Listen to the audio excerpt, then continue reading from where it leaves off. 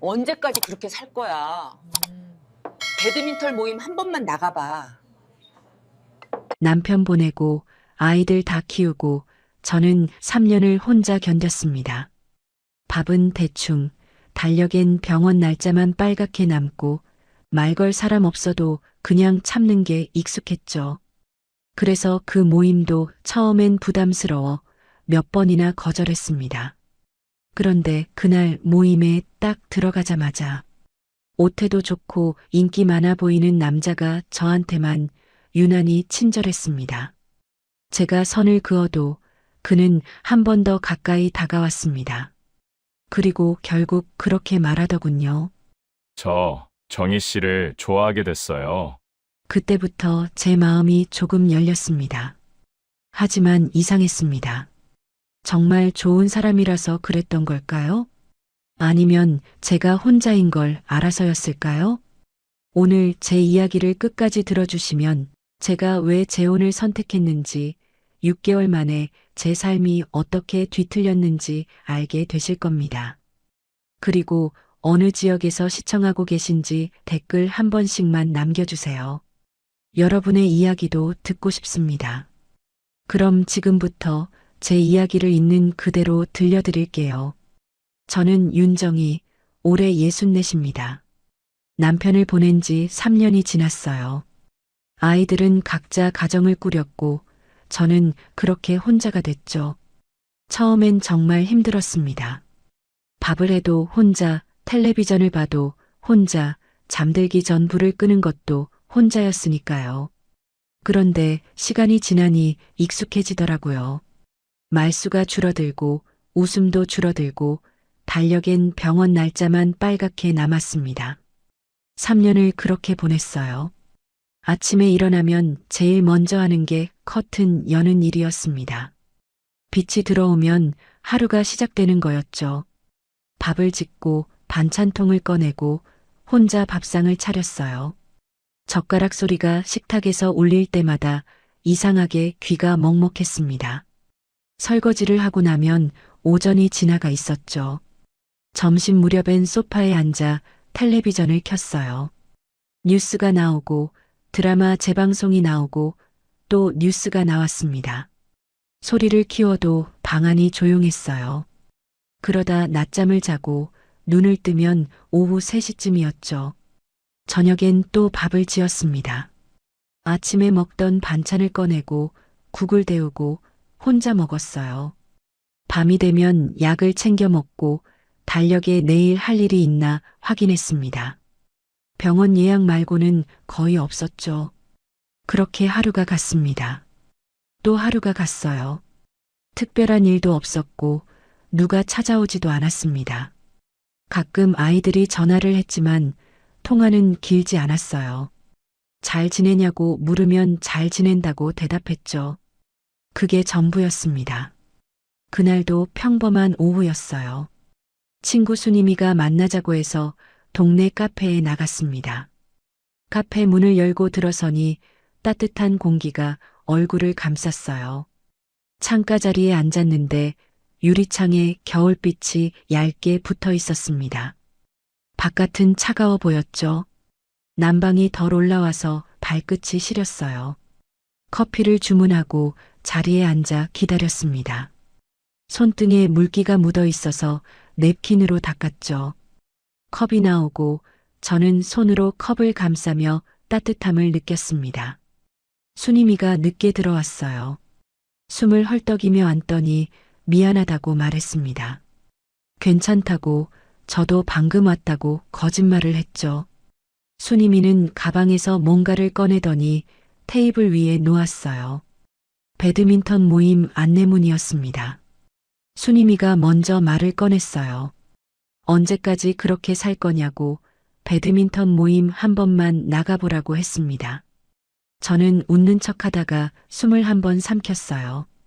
나 사람 많은데 이제 좀 말끝이 끊겼죠. 머릿속엔 집에 있는 달력이 떠올랐습니다.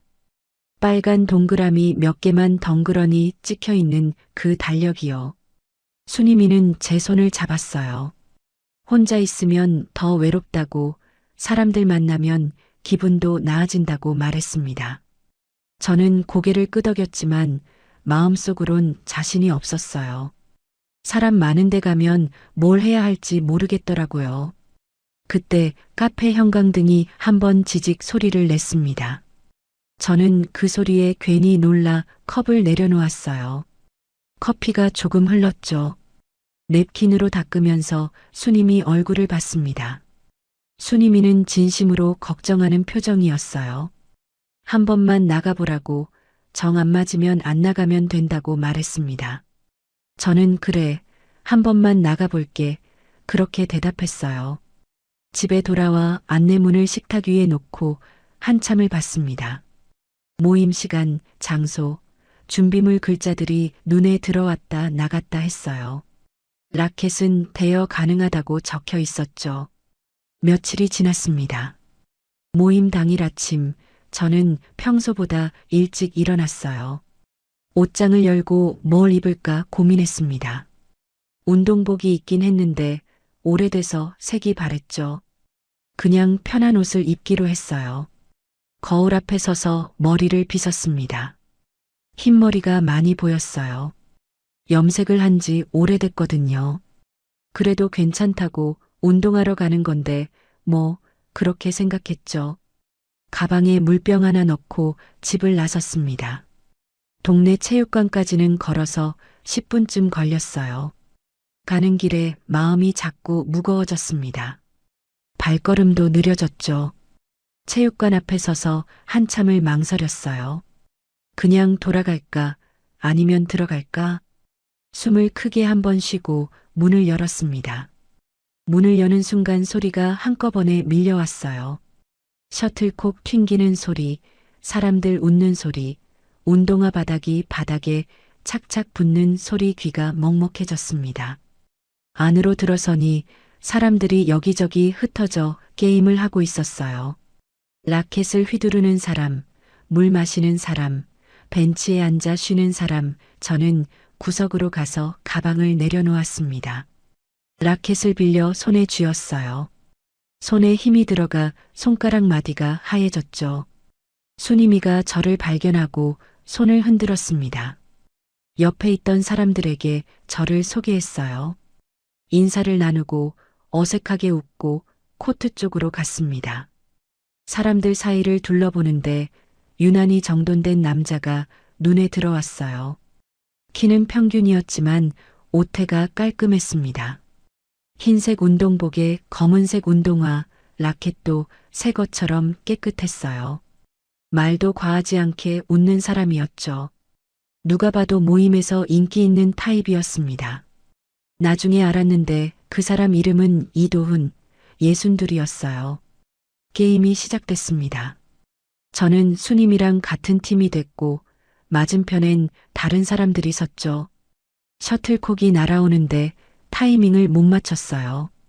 라켓을 휘둘렀지만 허공만 갈랐습니다. 그때 도훈 씨가 다가왔어요. 라켓 각도를 바로 잡아주더라고요. 손목은 이렇게 해야 한다고, 무리하면 바로 아프다고 말했습니다. 목소리는 차분했고 손길은 조심스러웠어요. 저는 한 발 뒤로 물러났습니다. 친절이 너무 빠르니까 오히려 경계심이 먼저 올라왔죠. 고맙다고 말하고 다시 게임에 집중했어요. 그런데 도훈 씨는 계속 옆에 있었습니다. 셔틀콕이 제 쪽으로 오면 어떻게 받아야 하는지 알려줬고 실수를 해도 괜찮다고 격려했죠. 쉬는 시간이 됐어요. 벤치에 앉아 물을 마시는데 도훈 씨가 옆에 앉았습니다. 처음이라 힘들었겠다고 천천히 익숙해지면 된다고 말했어요. 저는 고개만 끄덕였습니다. 다른 사람들이 그 모습을 보고 있었어요. 누군가는 웃으며 뭐라 말했지만 잘 안 들렸죠. 귀가 멍해서 소리가 제대로 들어오지 않았습니다. 모임이 끝나고 밖으로 나왔어요. 저녁 공기가 차가웠습니다. 수님이가 옆에서 오늘 어땠냐고 물었어요. 저는 괜찮았다고 대답했습니다. 그런데 마음 한구석이 이상했어요. 괜찮았다기엔 뭔가 불편했고 불편했다고 하기엔 나쁘지 않았거든요. 집으로 가는 길 순임이가 다음 주에도 나오라고 했습니다. 저는 생각해 볼게 그렇게 말했죠. 집 현관문을 열고 들어갔습니다. 코트를 벗어 옷걸이에 걸고 신발을 벗었어요. 문을 잠그는 소리가 평소보다 크게 들렸습니다. 왜 그런지 모르겠지만 오늘따라 소리가 선명했어요. 부엌으로 가서 싱크대 앞에 섰습니다. 냉장고를 열고 반찬통 하나를 꺼냈죠. 밥을 대충 말아 먹었어요. 젓가락 소리가 유난히 크게 울렸습니다. 그런데 밥을 먹는데도 마음은 체육관에 남아 있었어요. 도훈 씨가 라켓 각도를 잡아주던 손길, 괜찮다고 말하던 목소리, 옆에 앉아 물을 건네던 모습 머릿속에서 계속 맴돌았습니다. 왜 하필 나한테만 저렇게 친절하지? 그 질문이 계속 떠올랐어요. 저는 설거지를 하고 거실로 갔습니다. 소파에 앉아 달력을 펼쳤어요. 다음 모임 날짜를 찾아 펜을 들었습니다. 빨간 동그라미를 그으려다 멈췄어요. 내가 괜히 오해한 걸까? 아니면 뭔가 시작된 걸까? 펜 끝이 종이 위에서 멈춰 있었습니다. 한참을 그렇게 있다가 천천히 동그라미를 그렸어요. 펜이 종이를 긁는 소리가 이상하게 선명했습니다. 동그라미를 다 그리고 나니 마음이 좀 가라앉았어요. 그런데 동시에 불안함도 올라왔죠. 다음 모임에 가면 뭐가 달라질까요? 다음 모임 전날 밤이었습니다. 텔레비전을 보다가 소파에 앉아 있는데 휴대폰에서 알림이 울렸어요. 한 번, 두 번, 세 번 연달아 울렸습니다. 체육관 단톡방이었죠. 화면을 켜서 메시지를 확인했어요. 도훈 씨가 메시지를 올렸더라고요. 내일은 제가 정희 누나 집 앞까지 모셔다 드릴게요. 그 한 줄이 화면에 떠 있었습니다. 누나라는 호칭이 유독 컸어요. 아니, 실제로 큰 게 아니라 제 눈에 그렇게 보였던 거겠죠. 다른 글자들은 흐릿한데 그 단어만 선명했습니다. 밑에 댓글이 달리기 시작했어요. 오, 좋으시겠다. 매너남 이모티콘이 붙고 누군가는 부럽다고 말했습니다. 그런데 읽고도 아무 말 안 하는 사람도 있었어요. 읽은 표시만 떠 있고 댓글은 없었죠. 저는 답을 쓰려고 키보드를 켰습니다. 괜찮다고, 혼자 갈 수 있다고 쓰려 했어요. 그런데 글자를 입력하다 지웠습니다. 다시 쓰다 또 지웠어요. 뭐라고 말해야 할지 모르겠더라고요.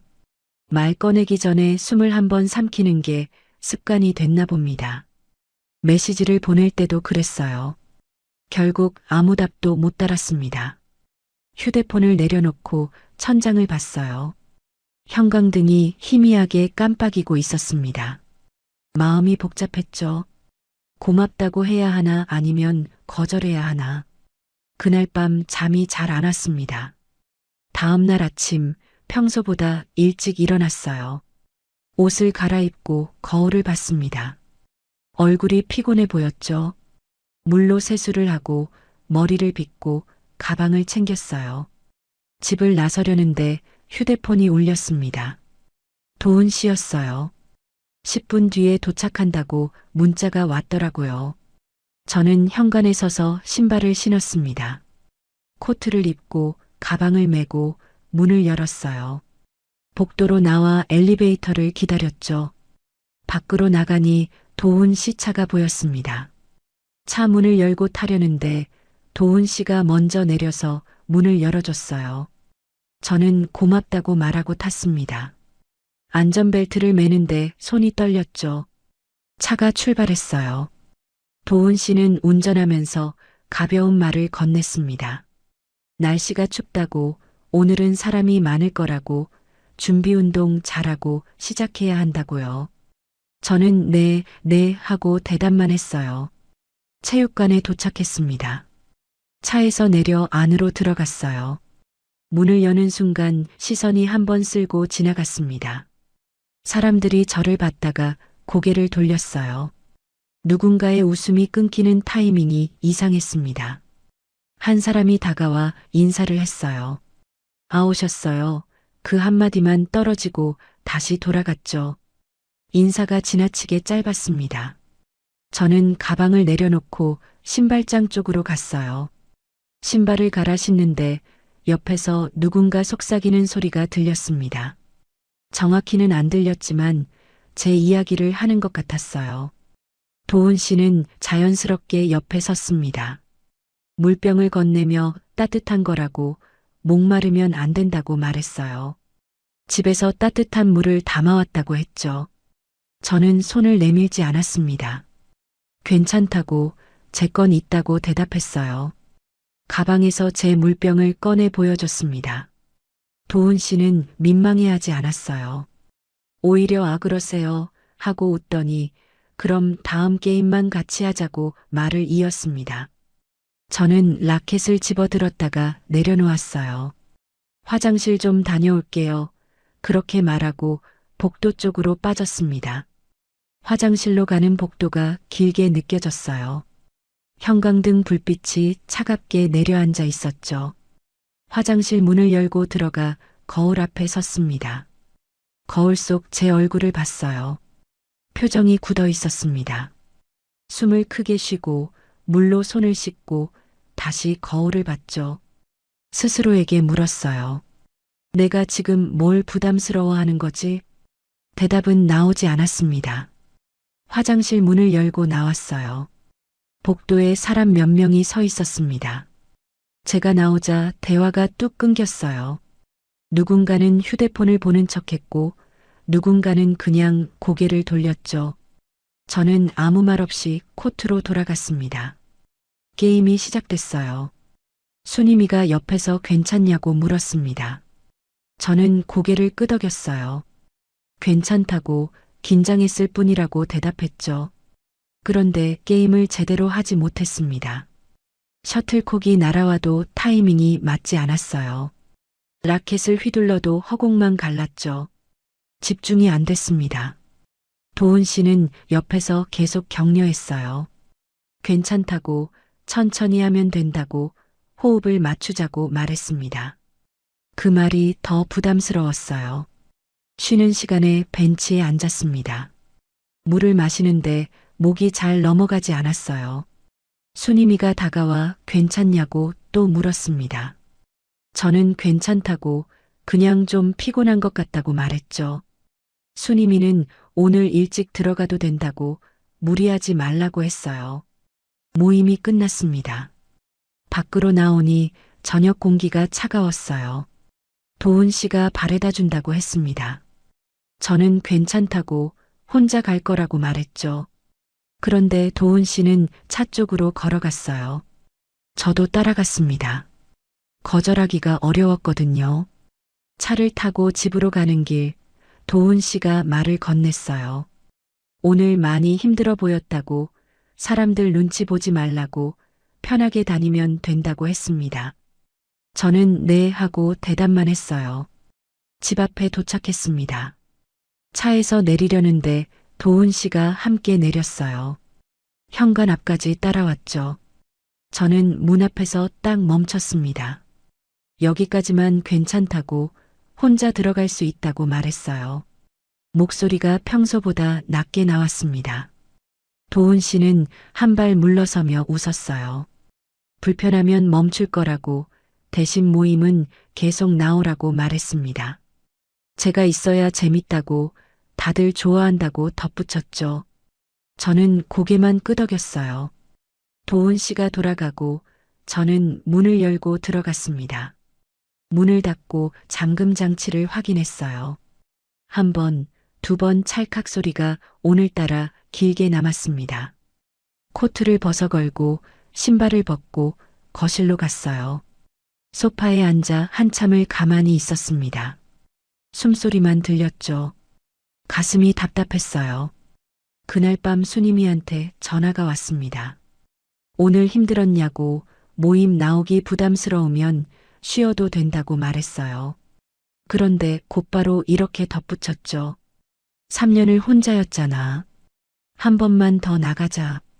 저는 그래, 한 번만 하고 스스로를 설득해 버렸어요. 전화를 끊고 달력을 펼쳤습니다.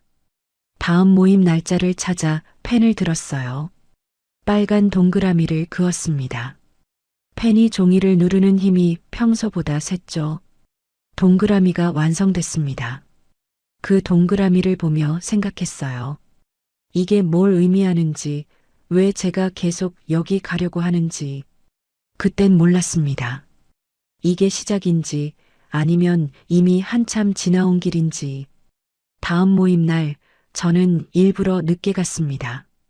사람들이 다 모인 뒤에 들어가면 눈에 덜 띌 거라고 생각했어요. 체육관 문을 열고 들어갔는데 이미 게임이 시작되고 있었습니다. 셔틀콕 소리가 경쾌하게 울렸죠. 저는 벽 쪽에 붙어 가방을 내려놓았어요. 라켓을 꺼내 손에 쥐고 스트링만 만지작거렸습니다.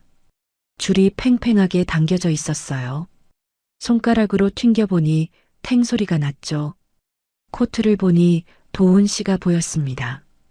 그런데 이상했어요. 이번엔 제 쪽을 보지 않았습니다. 다른 사람들과만 가볍게 웃고 게임에 집중하고 제 앞을 스쳐 지나갈 때도 눈길조차 주지 않았어요. 처음엔 안도감이 들었습니다. 다행이다. 이제 부담스럽지 않겠다. 그런 생각이 들었죠. 그런데 시간이 지나니 묘하게 마음이 흔들렸어요. 내가 착각했나? 그 생각이 자꾸 올라왔습니다. 도훈 씨가 관심 없는 게 오히려 더 쓰렸어요. 왜 그랬는지 모르겠습니다. 부담스러웠으면서도 관심이 사라지니 섭섭했던 거예요. 게임이 계속됐습니다. 저는 벽에 기대서서 사람들을 봤어요. 도훈 씨는 여전히 인기가 많았습니다. 누군가 실수를 하면 괜찮다고 격려하고 쉬는 시간엔 물을 나눠주고 농담도 적당히 던졌죠. 그런데 제게는 한 번도 눈길을 주지 않았어요. 순임이가 다가와 왜 게임 안 하냐고 물었습니다. 저는 몸이 좀 안 좋다고 오늘은 그냥 보기만 하겠다고 대답했어요. 순임이는 고개를 끄덕이고 다시 코트로 들어갔죠.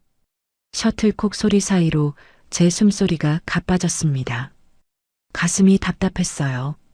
이유를 알 수 없는 답답함이었죠. 저는 라켓을 가방에 넣고 밖으로 나갔습니다. 체육관 밖 공기가 차가웠어요.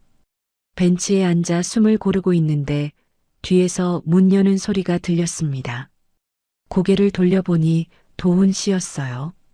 도훈 씨는 조용히 걸어와 벤치 옆에 섰습니다. 손을 주머니에 넣은 채 하늘을 보더니 입을 열었어요. 목소리는 평소보다 낮았습니다. 저 좋아하게 됐어요. 그 한마디가 공기 속에 떨어졌습니다. 저는 웃지도 울지도 못했어요. 눈이 먼저 깜빡이고 목이 한번 꿀꺽 울렸습니다. 뭐라고 대답해야 할지 몰랐죠. 도훈 씨가 덧붙였어요. 모임에서만이에요. 부담 주고 싶진 않아요. 저는 고개를 천천히 들어 도훈 씨를 봤습니다. 도훈 씨는 여전히 하늘을 보고 있었어요. 표정은 담담했죠. 저는 입술을 한번 깨물고 말했습니다. 저는 아직 그런 거 못해요. 목소리가 떨렸어요. 손도 떨렸죠. 도훈 씨는 고개를 끄덕였습니다. 알아요. 그냥 제 마음만 전하고 싶었어요. 그리고 다시 체육관 안으로 들어갔습니다. 문이 닫히고 저는 벤치에 혼자 남았어요. 한참을 그렇게 앉아 있었습니다. 차가운 바람이 불었고 나뭇가지가 흔들렸습니다. 저는 가슴에 손을 얹고 심장 소리를 느꼈어요. 빠르게 뛰고 있었죠. 집에 돌아와서도 마음이 가라앉지 않았습니다. 현관문을 열고 들어가 불을 켰어요. 거실이 환하게 밝아졌죠. 코트를 벗어걸고 가방을 내려놓고 부엌으로 갔습니다. 물을 마시는데 손이 떨려 컵을 제대로 잡지 못했어요. 싱크대에 기대서서 창밖을 봤습니다. 어두운 하늘에 별이 몇 개 보였어요. 저는 그 별을 보며 숨을 고르려 했죠. 그날 밤 잠이 오지 않았습니다. 침대에 누워 천장을 봤어요. 도훈 씨가 한 말이 계속 맴돌았습니다. 좋아하게 됐다는 그 말이요. 3년 동안 아무도 제게 그런 말을 하지 않았어요. 남편이 세상을 떠난 뒤로 저는 그냥 하루하루를 견뎠습니다. 아침에 일어나고 밥을 짓고 청소를 하고 잠드는 일을 반복했죠. 누군가 저를 좋아한다는 생각 자체를 해본 적이 없었어요. 그런데 오늘 그 말을 들었습니다. 마음이 복잡했어요. 기쁘기도 하고 무섭기도 하고 혼란스럽기도 했습니다. 다음 날 아침 평소처럼 일어났어요. 커튼을 열고 창문을 봤습니다. 햇빛이 들어왔죠. 부엌으로 가서 밥을 지었어요. 국을 끓이고 반찬을 꺼내고 혼자 밥상을 차렸습니다. 밥을 먹는데 맛이 이상했어요. 평소와 같은 반찬인데 다르게 느껴졌죠. 설거지를 하고 거실로 갔습니다. 달력이 벽에 걸려 있었어요. 저는 달력을 펼쳐 다음 모임 날짜를 봤습니다. 펜을 들어 빨간 동그라미를 그었어요. 펜 끝이 종이를 긁는 소리가 이상하게 선명했습니다. 그 선명함이 마음의 균열처럼 느껴졌어요. 며칠이 지났습니다. 집안 청소를 하고 빨래를 하고 장을 봤어요. 평소와 같은 일상이었죠. 그런데 마음 한구석이 계속 신경 쓰였습니다. 다음 모임 날이 다가왔어요. 아침에 일어나 옷장을 열었습니다. 평소 입던 옷을 꺼냈다가 다시 넣었어요. 다른 옷을 꺼내 거울 앞에 대봤죠. 색이 바래서 다시 넣었습니다. 결국 평소 입던 옷을 입었어요. 거울을 보니 머리가 산발이었습니다. 빗으로 정리하고 물로 손을 적셔 눌렀죠. 그래도 여기저기 튀어나왔어요. 체육관에 도착했습니다. 문을 열고 들어가니 사람들이 보였어요. 도훈 씨도 있었습니다. 저와 눈이 마주쳤죠. 도훈 씨는 가볍게 고개를 끄덕였어요. 저도 끄덕였습니다. 그날 모임은 평소와 같았어요. 게임을 하고 쉬고 또 게임을 했습니다.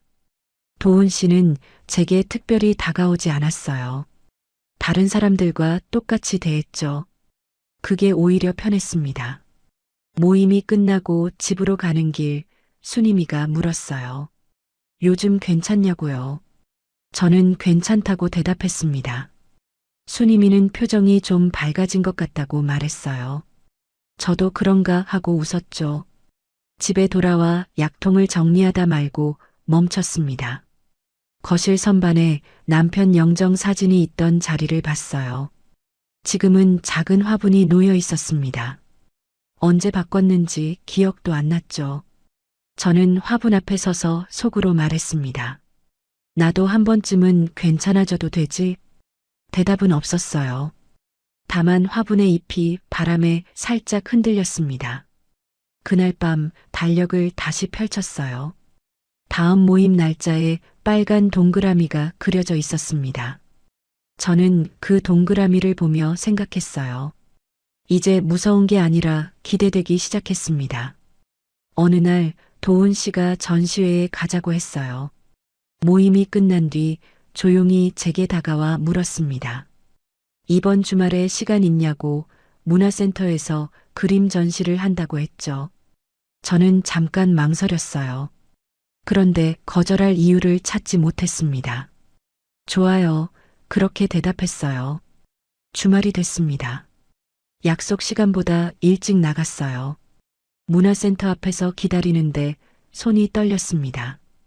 가방 끈을 만지작거리다 도훈 씨가 오는 게 보였죠. 도훈 씨는 평소와 다르게 정장을 입고 있었어요. 넥타이는 안 맸지만 깔끔했습니다. 함께 전시장 안으로 들어갔어요. 전시장은 조용했습니다. 사람이 많지 않았죠. 발소리가 낮게 울렸어요.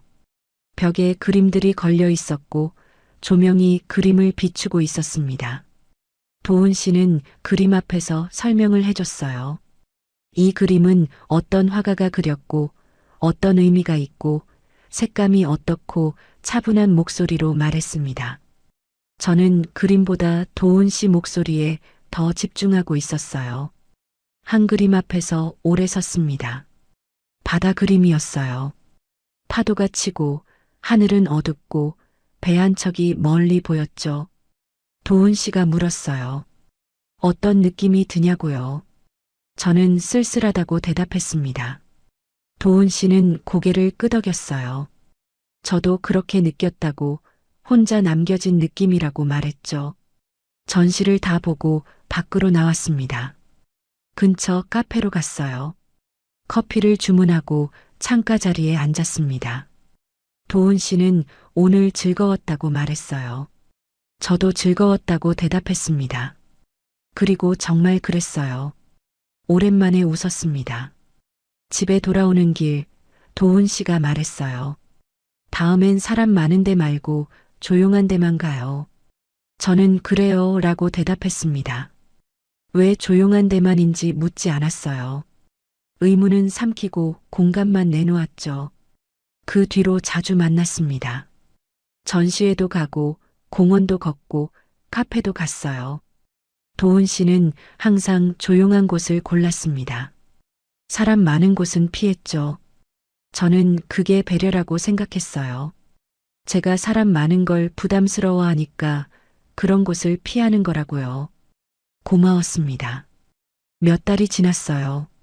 어느 날 도훈 씨가 서류 봉투를 들고 왔습니다. 카페에서 만났는데 봉투를 테이블 위에 놓더니 말했어요. 절차가 복잡한 건 싫다고요. 저는 봉투를 받으며 손끝이 차가워졌습니다. 뭐냐고 물었죠. 도훈 씨는 혼인신고 서류라고 대답했어요. 우리 이제 결혼하면 좋겠다고 말했습니다. 저는 봉투를 내려다봤어요.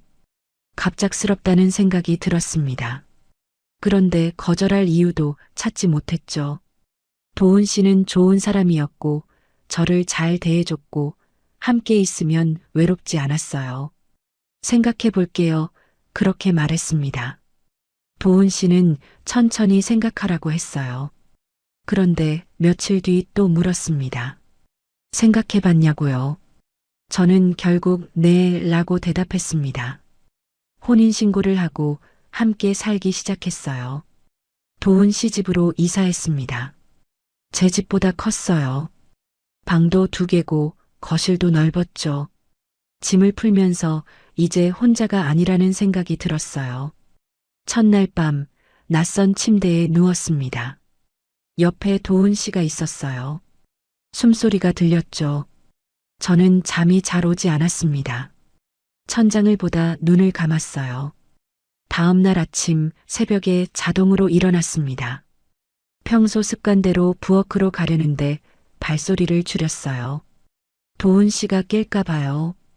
조심조심 걸었습니다. 부엌에서 밥을 지었어요. 국을 끓이고 반찬을 꺼내고 밥상을 차렸죠. 도훈 씨가 일어나 부엌으로 왔습니다. 아침 준비 다 했다며 웃었어요. 저는 당연하다고 말했습니다. 도훈 씨는 괜찮다고 자기가 할 수도 있다고 말했죠. 같이 살면 같이 하는 거라고요. 그 말이 좋았어요. 처음 몇 주는 그랬습니다. 도훈 씨는 다정했어요. 설거지도 같이 하고 청소도 도와주고 장도 같이 봤습니다. 괜찮아, 내가 할게. 그런 말도 자주 했죠. 그런데 어느 순간부터 말이 바뀌기 시작했어요. 배드민턴 모임 날이었습니다. 준비를 하고 나가려는데 도훈 씨가 물었어요. 오늘 꼭 가야 하냐고요.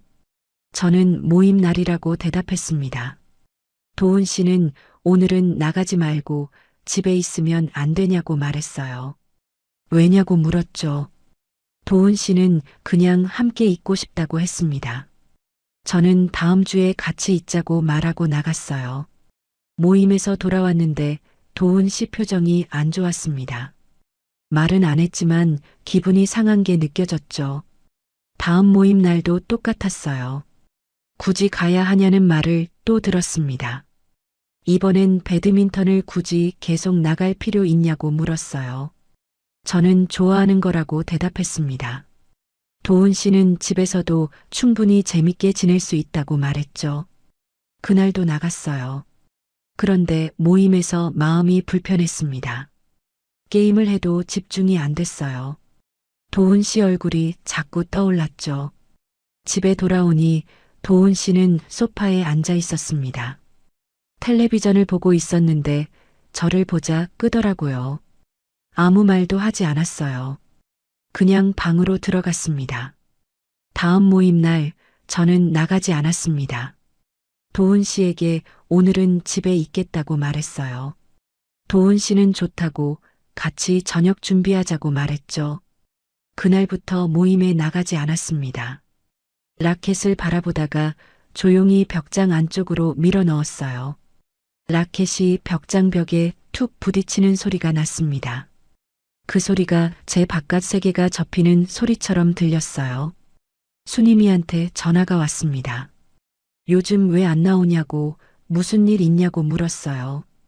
저는 괜찮다고 그냥 좀 쉬는 거라고 대답했습니다. 순임이는 결혼하고 달라진 것 같다고 말했어요. 저는 아니라고 했습니다. 그런데 목소리에 힘이 없었죠. 전화를 끊고 거실로 갔어요. 도훈 씨는 소파에 앉아 자기 옷 온라인 장바구니를 보고 있었습니다. 저는 부엌에서 설거지를 했어요. 물소리가 싱크대에서 울렸습니다. 접시를 씻고 컵을 씻고 냄비를 씻었죠. 손이 차가워졌어요. 도훈 씨가 말했습니다. 그 반찬통 이제 사지 말죠. 집에 있는 걸로 하면 되잖아요. 저는 대답하지 않았어요. 물을 잠그고 손을 닦았습니다. 수건에 물기를 닦으면서 창밖을 봤죠. 어두워지고 있었어요. 모임 단톡방을 열었습니다. 나가기 버튼까지 갔다가 멈췄어요. 손가락이 화면 위에서 떨렸죠. 도훈 씨가 뒤에서 물었습니다. 누구랑 연락해요? 저는 휴대폰을 내렸습니다. 아무도 아니라고 대답했어요. 도훈 씨는 더 묻지 않았습니다. 그냥 소파로 돌아갔죠. 저는 휴대폰을 꺼서 서랍에 넣었어요. 그날 밤 침대에 누워 천장을 봤습니다. 옆에서 도훈 씨 숨소리가 들렸어요. 고른 숨소리였죠. 저는 눈을 감지 못했습니다. 마음 한구석이 무거웠어요. 재혼한 지 6개월이 지났습니다. 처음 석 달은 괜찮았어요. 다정했고 배려해줬고 함께 있으면 편했죠. 그런데 나머지 석 달. 제가 나가는 날이 줄고 연락하는 사람이 사라지고 라켓이 벽장 안으로 들어갔습니다. 어느 날 마트에 다녀오겠다고 했더니 도훈 씨가 말했어요. 밖에 나가지 마요. 요즘 날씨도 춥고 미끄러워서 위험해요. 저는 괜찮다고 조심하면 된다고 말했습니다. 도훈 씨는 고개를 저었어요. 정혜 씨 넘어지면 어떡해요. 나이 들면 뼈 한 번 다치면 큰일이에요. 제가 퇴근길에 다 사다 줄게요. 그 말이 걱정처럼 들렸어요. 저는 그래 하고 고개를 끄덕였습니다. 며칠 뒤 수님이 만나자고 했을 때도 도훈 씨가 말했어요. 요즘 독감 유행한대요. 사람 많은 데 가면 안 좋아요. 집에서 쉬는 게 낫죠. 저는 그런가 하고 약속을 취소했습니다. 또 며칠 뒤 병원 가려는데 도훈 씨가 말했어요. 제가 같이 갈게요. 혼자 가면 헷갈릴 수도 있잖아요. 저는 아니라고 혼자 갈 수 있다고 말했습니다.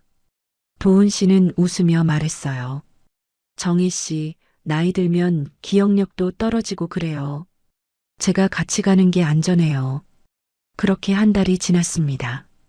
저는 점점 밖에 나가지 않게 됐어요. 마트도 도훈 씨가 다녀오고 친구도 안 만나고 병원도 도훈 씨랑 같이 갔습니다.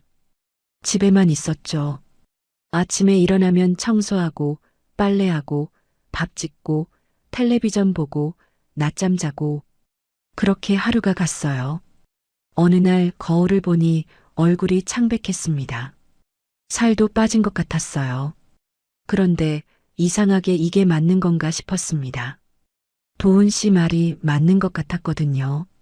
나이 들면 조심해야 하고 집에서 쉬는 게 좋고 밖은 위험하고 그렇게 생각하며 살았어요. 그날 오후 초인종이 울렸습니다. 저는 소파에 앉아 있다가 깜짝 놀랐어요. 누가 오는 날이 아니었거든요. 현관으로 가서 인터폰을 확인했습니다. 딸이었어요. 저는 얼른 문을 열었습니다. 딸이 서 있었죠. 표정이 안 좋았어요. 엄마, 왜 전화 안 받아요? 저는 어리둥절했습니다. 전화요? 전화 온 적 없는데요. 딸이 말했어요. 한 달째 전화했는데 안 받잖아요. 오빠도 연락 안 된다고 걱정하고 있어요. 저는 손을 내저었습니다. 아니야, 전화 안 왔어. 울린 적이 없었어. 딸은 제 휴대폰을 달라고 했어요. 저는 휴대폰을 꺼내 딸에게 줬습니다. 딸이 화면을 만지더니 표정이 굳었어요. 엄마, 나랑 오빠 번호 차단되어 있어요. 저는 뒤로 한 걸음 물러났습니다. 뭐라고? 차단? 내가 차단한 적 없는데. 딸이 화면을 보여줬어요. 차단 목록에 딸 번호, 아들 번호가 있었습니다. 저는 손이 떨렸어요. 내가 한 게 아니야. 나 차단 안 했어. 딸이 물었습니다. 그럼 누가 했어요? 엄마 휴대폰인데요. 저는 대답하지 못했어요. 알고 있었거든요. 도훈 씨가 한 거라는 걸요. 딸이 말했어요. 엄마, 요즘 왜 이래요? 전화도 안 받고 밖에도 안 나오고. 무슨 일 있어요? 저는 아무 일 없다고 말하려다 멈췄습니다. 거실을 둘러봤어요. 좁은 공간, 닫힌 커튼, 쌓인 빨래. 그제서야 보였습니다. 제가 갇혀 있었다는 걸요. 딸이 제 손을 잡았어요. 엄마, 이거 이상한 거 알죠? 저는 고개를 끄덕였습니다. 눈물이 났어요. 딸은 저를 안아줬습니다. 한참을 그렇게 있었죠. 딸이 떠나고 저는 소파에 앉았어요. 차단 목록을 하나씩 해제했습니다. 딸, 아들, 수님이. 제가 차단한 적 없는 사람들이었어요. 손이 떨렸습니다. 수님이한테 전화를 걸었어요. 수님이는 한 달째 연락이 안 됐다고 무슨 일 있냐고 물었습니다. 저는 휴대폰이 고장 났었다고 미안하다고 말했어요. 거짓말이었죠. 전화를 끊고 창밖을 봤습니다. 해가 지고 있었어요. 어두워지고 있었죠. 저는 그제서야 깨달았습니다. 내가 잘못하고 있었구나. 도훈 씨가 퇴근했어요. 저는 부엌에서 저녁을 차리고 있었습니다. 도훈 씨는 코트를 벗으며 말했어요. 오늘 마트에서 과일 사왔어요. 정혜 씨 좋아하는 거예요. 저는 대답하지 않았습니다. 밥을 먹는 동안 말이 없었어요. 도훈 씨가 물었습니다. 무슨 일 있어요? 저는 젓가락을 내려놓고 말했어요. 오늘 은지 왔었어요. 도훈 씨 손이 멈췄습니다. 제 휴대폰에 애들 전화번호 차단되어 있더라고요. 도훈 씨는 잠깐 침묵했어요. 그러다 말했습니다. 자꾸 전화 와서 정희 씨 힘들어 보여서요. 쉬라고 한 거예요. 저는 고개를 저었습니다. 제가 힘든지 아닌지는 제가 정해요. 왜 맘대로 해요? 도훈 씨 표정이 굳었어요. 정희 씨 위해서 한 건데 왜 그래요? 요즘 너무 예민한 거 아니에요? 저는 더 이상 말하지 않았습니다. 방으로 들어가 문을 닫았어요. 가방을 꺼내 짐을 쌌습니다. 많이 가져가지 않았어요. 약통, 달력, 반찬통, 옷 몇 벌. 가방 하나에 다 들어갔죠. 도훈 씨는 말리지 않았습니다. 소파에 앉아 저를 지켜봤어요. 표정은 평정했습니다. 저는 가방을 메고 현관으로 갔어요. 도훈 씨가 말했습니다. 후회할 거예요. 저는 대답하지 않았습니다. 문을 열고 나갔죠. 밖으로 나오니 공기가 차가웠어요. 한참을 걸었습니다. 동네 부동산 앞에 섰죠. 불이 켜져 있었어요. 저는 문을 열고 들어갔습니다. 직원이 물었습니다. 뭐 찾으시냐고요? 원룸 하나 알아보려고요. 며칠 뒤 계약했습니다. 원룸은 좁았어요. 창문은 작았고 형광등은 차갑게 켜져 있었습니다. 그런데 제 거였어요. 서류에 사인을 했습니다. 혼자 산다는 사실이 다시 종이에 고정됐어요. 원룸으로 이사한 첫날 밤이었어요.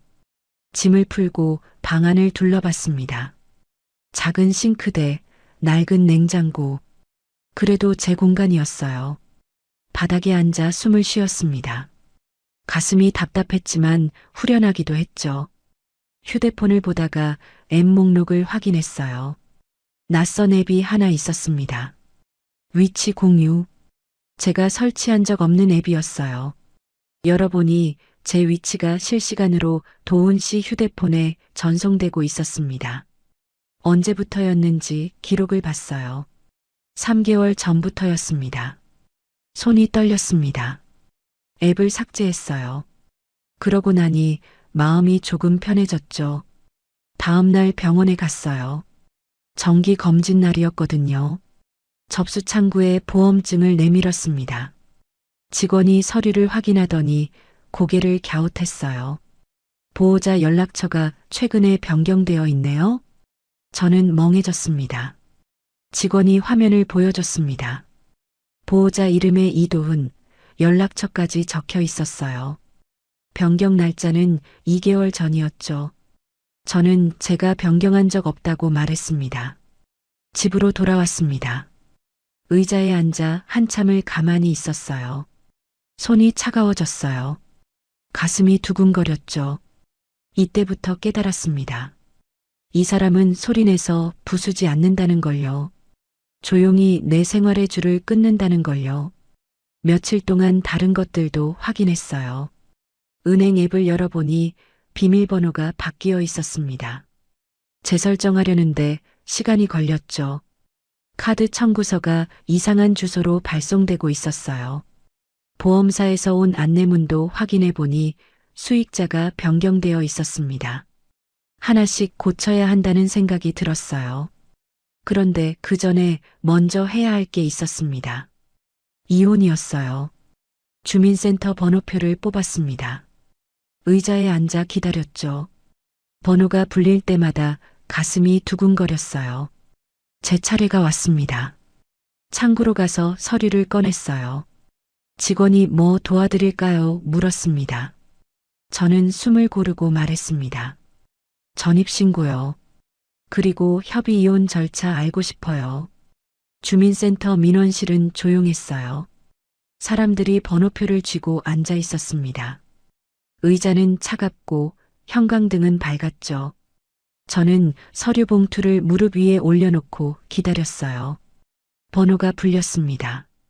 창구로 걸어갔어요. 직원이 무표정하게 저를 봤습니다. 무엇을 도와드릴까요? 기계적인 목소리였죠. 저는 서류 봉투를 열어 하나씩 꺼냈어요. 전입신고서, 주민등록등본, 보험 서류, 은행 서류. 종이들이 책상 위에 차례로 놓였습니다. 직원이 서류를 확인했어요. 전입신고 맞으시죠? 새 주소가 여기고요. 네, 그렇게 대답했습니다. 직원이 키보드를 두드렸어요.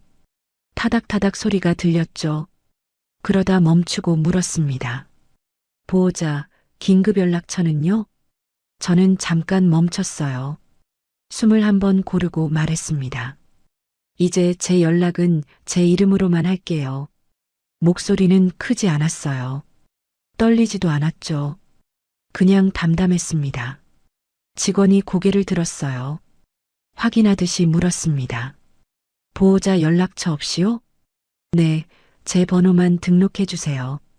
직원은 고개를 끄덕이고 다시 키보드를 두드렸어요. 서류 처리가 끝났습니다. 영수증을 받고 등본을 받고 확인했죠. 제 이름, 제 주소, 제 연락처 모두 제 걸로 돌아왔어요. 창구를 나와 복도를 걸었습니다. 밖으로 나오니 햇빛이 눈부셨어요. 손으로 눈을 가리고 걸었죠. 이 한 문장이 도훈 씨가 걸어둔 줄을 끊는 칼이 됐습니다. 며칠 동안 다른 것들도 정리했어요. 은행에 가서 비밀번호를 바꿨습니다. 보험사에 전화해서 수익자를 다시 원래대로 돌렸어요. 카드사에도 연락해서 청구서 주소를 변경했죠. 하나씩 제 이름으로 돌렸습니다. 누구를 응징하려는 게 아니었어요. 다만 내 것의 주인을 다시 내 쪽으로 옮기는 거였죠. 도훈 씨에게 문자를 보냈습니다. 이혼하고 싶어요. 만나서 이야기해요. 한참을 망설이다 전송 버튼을 눌렀습니다. 답장은 금방 왔어요. 알겠어요. 내일 만나요. 다음 날 약속 장소로 갔습니다. 조용한 카페였어요. 도훈 씨는 이미 와 있었습니다. 창가 자리에 앉아 밖을 보고 있었죠. 저는 맞은편에 앉았어요. 도훈 씨가 먼저 말했습니다. 정말 이혼할 거예요? 저는 고개를 끄덕였습니다. 네, 같이 살 수 없어요. 도훈 씨는 잠깐 침묵했어요. 그러다 한숨을 쉬고 말했습니다. 알겠어요. 어차피 억지로 붙잡아도 소용없겠죠. 저는 협의 이혼 동의서를 꺼냈어요. 미리 작성해온 서류였습니다. 재산 분할도 없고 위자료도 없고 그냥 헤어지는 내용이었죠. 도훈 씨가 서류를 받아 읽었습니다. 이게 다예요? 네, 복잡하게 하고 싶지 않아요. 도훈 씨는 펜을 들어 사인했어요. 주저하지 않았습니다. 저도 사인했죠. 이렇게 6개월의 결혼이 종이 위에서 끝났습니다. 카페를 나와 각자 갈 길로 갔어요. 돌아보지 않았습니다. 며칠 뒤 주민센터에 다시 갔습니다. 협의 이혼 신고를 하러 갔어요. 서류를 제출하고 확인받고 접수했습니다. 직원이 말했어요. 한 달 뒤에 이혼 숙려 기간이 끝나면 정식으로 이혼이 완료된다고요. 저는 고개를 끄덕였습니다. 한 달을 기다렸어요. 그 사이 계속 정리했습니다. 은행, 보험, 병원. 하나씩 제 이름으로 돌렸죠. 어느 날 저녁 휴대폰이 울렸습니다. 도훈 씨였어요. 한참을 망설이다 받았습니다. 여보세요. 제 목소리가 낮게 나왔어요. 도훈 씨 목소리는 차분했습니다. 왜 이렇게까지 해요? 내가 뭘 잘못했는데요? 저는 창밖을 봤어요. 어두워지고 있었습니다. 잘못 따지려는 거 아니에요. 도훈 씨가 말을 끊었어요. 그럼 뭐예요? 갑자기 나가고 내 전화도 안 받고 이제 서류까지 다 바꾸고 이게 뭐예요? 저는 숨을 한 번 쉬고 말했습니다. 그냥 같이 살면 안 되겠어요. 침묵이 흘렀어요. 도훈 씨가 다시 말했습니다. 내가 뭘 잘못했는지 말해줘요. 고칠게요. 저는 고개를 저었어요. 전화 너머로는 안 보이지만요. 고칠 게 아니에요. 저희가 안 맞는 거예요. 도훈 씨 목소리가 높아졌습니다. 3년 동안 혼자 있었잖아요. 내가 옆에 있어줬잖아요. 그게 싫어요? 저는 대답하지 않았어요. 도훈 씨가 계속 말했습니다. 정혜 씨 혼자 뭘 할 수 있어요. 아무것도 모르잖아요. 내가 다 챙겨줬잖아요. 저는 전화를 귀에서 떼었습니다. 통화 종료 버튼을 눌렀어요. 짧은 소리가 울리고 화면이 꺼졌습니다. 방안이 다시 조용해졌어요.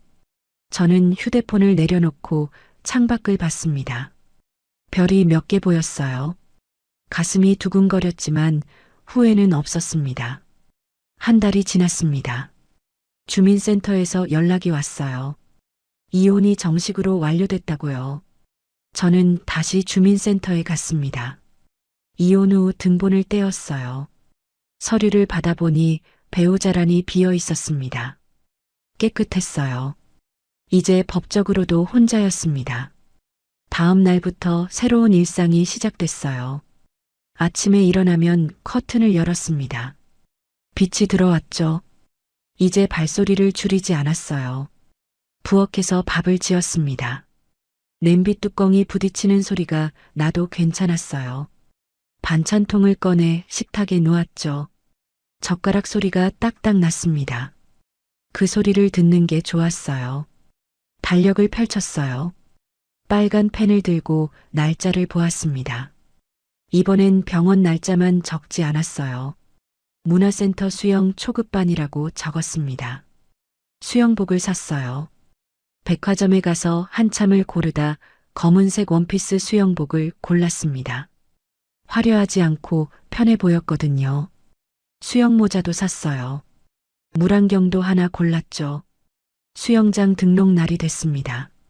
문화센터 수영장은 집에서 걸어서 15분 거리였어요. 가방을 메고 나갔습니다.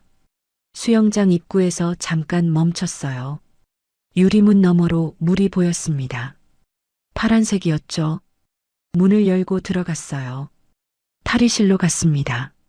수영복으로 갈아입고 거울을 봤어요. 낯설었습니다. 샤워를 하고 수영 모자를 썼습니다. 물안경을 챙겨 밖으로 나갔어요. 수영장 물이 출렁이고 있었습니다. 강사님이 다가와 인사했어요. 처음이냐고 물었습니다. 저는 네, 오랜만이라고 대답했죠. 물에 들어갔습니다. 차가웠어요. 발끝부터 천천히 들어갔죠. 무릎까지, 허리까지, 가슴까지. 물이 제 몸을 감쌌습니다. 강사님이 호흡법을 알려줬어요. 해봤어요. 물속에 얼굴을 넣고 숨을 내쉬었습니다. 보글보글 소리가 났죠. 다시 고개를 들어 숨을 들이마셨어요. 반복했습니다. 들어가고 나오고 들어가고 나오고. 어느새 숨이 편해졌어요. 수업이 끝났습니다. 탈의실로 돌아와 샤워를 했어요. 따뜻한 물이 몸을 타고 흘렀습니다. 옷을 갈아입고 거울을 봤습니다. 얼굴이 붉어져 있었어요. 기분이 좋았습니다. 몇 주가 지났습니다. 이제 한 레인을 왔다 갔다 할 수 있게 됐어요. 자유형으로요. 느리지만 끝까지 갈 수 있었습니다. 물속에서 팔을 젓고 발로 차고 숨을 쉬었어요. 수영장 천장을 보며 생각했습니다. 혼자서도 잘할 수 있구나. 어느 날 저녁 작은 케이크를 하나 샀습니다. 편의점에서 파는 작은 조각이었어요. 내 기준으로 고른 작은 조각이었습니다. 집에 와서 접시에 담았어요. 포크로 케이크를 떠먹었습니다. 포크가 접시에 닿는 소리가 조용히 났어요. 그 소리가 말하는 것 같았습니다. 이제 내 일상은 내 거야. 순이미한테 전화를 걸었어요. 다음 주에 만나자고 했습니다. 순이미는 좋다고 맛있는 거 먹으러 가자고 했어요. 밤이 됐습니다. 침대에 누워 천장을 봤어요. 조용했습니다. 무섭지 않았어요. 외롭지도 않았죠. 그냥 제 시간이었습니다. 눈을 감았어요. 내일 할 일을 생각했습니다.